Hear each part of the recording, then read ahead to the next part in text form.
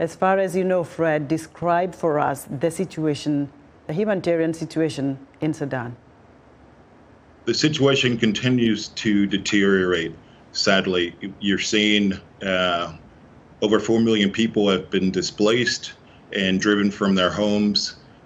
This means that their families and communities are struggling to access basic services such as food, shelter, access to health care and sanitation facilities.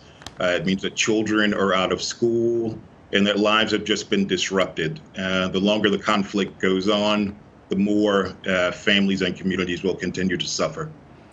The United Nations, Fred, says more than 4.5 million people have been displaced in Sudan. Tell us what intervention measures donors and humanitarian organizations like yours are doing to help. For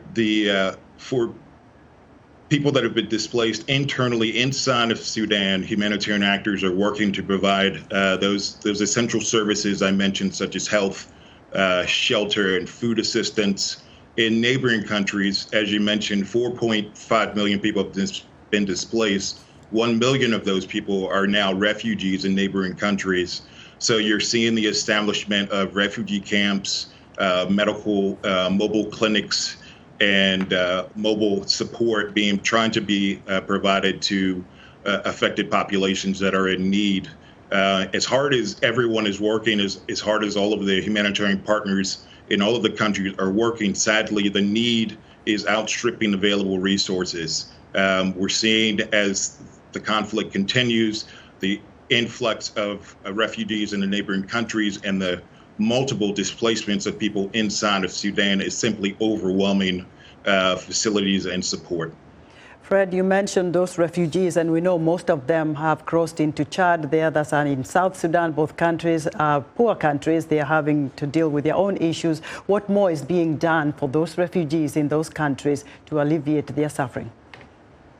As you mentioned, Chad, South Sudan, all of the neighboring countries that have very openly have accepted Sudanese refugees. These are countries that were already struggling to provide services to their own population. So you can imagine the influx of hundreds of thousands of refugees into each of these countries is very taxing.